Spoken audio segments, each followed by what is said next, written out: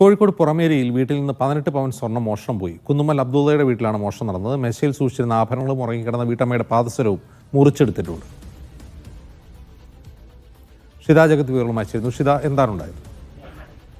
അജിത്, ഇന്നലെ രാത്രിയാണ് ഈ മോഷണം നടന്നത്. CCTV അടക്കം മൂടിയിട്ടാണ് മോഷണം നടത്തിയിരിക്കുന്നത്. പുറമേയിൽ നിന്ന് 18 പവൻ സ്വർണ്ണാഭരണങ്ങളാണ് മോഷ്ടിച്ചത്. രാത്രിയിൽ വീടിന്റെ ജനൽ കുത്തി തുറക്കുകയും അവിടെ നിന്നും വാതിലിന്റെ എടുത്ത് ആ വാതിൽ തുറന്ന് വീടിനകത്ത് കയറുകയായിരുന്നു. മേശയിൽ സൂക്ഷിച്ചിരുന്ന സ്വർണ്ണാഭരണമാണ്. അതിനൊപ്പം തന്നെ വീട്ടമ്മ കാലിൽ ധരിച്ചിരുന്ന ആഭരണം മുറിച്ചെടുത്തുകൊണ്ടാണ് കള്ളൻ പോയിരിക്കുന്നത്, മോഷ്ടിച്ചുകൊണ്ടാണ് പോയിരിക്കുന്നത്. നാദാപുരം ഇൻസ്പെക്ടറുടെ നേതൃത്വത്തിൽ അന്വേഷണം തുടങ്ങിയിട്ടുണ്ട്. രാവിലെ ഈ അബ്ദുള്ളയുടെ മകൻ വീട്ടിലെത്തിയപ്പോഴാണ് വീടിന്റെ വാതിൽ തുറന്നു കിടക്കുന്നത്. പിന്നീട് മോഷണം നടന്ന വിവരം അറിയുകയും ചെയ്യുന്നത്.